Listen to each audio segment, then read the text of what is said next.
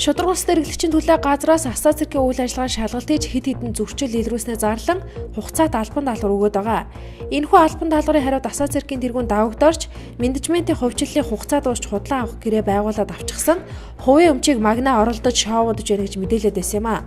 Харин өчигдөр шударга улс эрхлэгчийн төлөө газрын дарга магна хариу тайлбар хийж мэдээлэл хийлээ. Тэрээр бүх зүйл хууль захирагддаг байх ёстой. Хэрэв 9 сарын дараа гэрхэд цэргийг цэрэг чигээр навч үлдэхгүй бол эх 2015 он гэхэд цэргийн өвчлийг хүчингү болгоно гэдгээ дахин мэдгдлээ. Эрүүл мэндийн яамнаас цэцэг төвчөө үүсэн байгуулагдсан 93 жилийн ойн баярын өдрийг эрчүүдийн эрүүл мэндийг дэмжих баярын өдөр болгон 2 дахь жилдээ тэмдэглэхээр болжээ.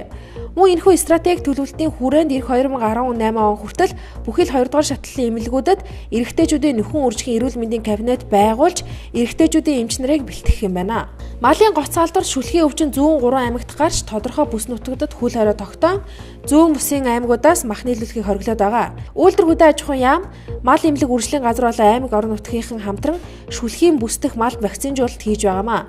Одоогоор Сүхбаатар, Хинтий, Дорногой, Говьсөнбөр аймагуудад дэглэмийг бууруулсан ч хөл хориог туслаагүй байгаа юм байна. Нийслэлийн удирдлагууд өчигдөр бүтээн байгуулалтын цаг уулзалтанд оролцож энэ онд нийслэлт хийх ажлаа танилцууллаа. Японы мэрэгжлийн сумаа бүхийн Харуу бошоогийн 9 дахь өдөр буюу өчигдрийн барилдаанд их аврах Хакухо даваа жаргал 1000 дахь барилдаанаа хийж өрсөлдөгч Тотиозаныг ялсан байна. Ингэснээр их аврах Хакухо даваа жаргал мэрэгжлийн сумаад 1000 удаа барилдаж 822 дахь даваагаа авч байгаамаа. Монголын оюутны холбооноос санаачлаг хэрэгжүүлсэн оюутан цэрэг хөтөлбөрийг дэмжин Монгол Улсын ерөнхийлөгч Илбэг Дорж зарлиг гаргасныг хүлээлгэн өгөх ёсол өчигдөр Монгол Улсын их сургуулийн дугуй тахимдаллаа. Энэхүү хөтөлбөрт хамрагдахыг хүсэгчид өөрийн харьяа газруудад өргөдөл гаргах бөгөөд бүртгэл эх сарын 1-ний хүртэл үргэлжлэх юм байна.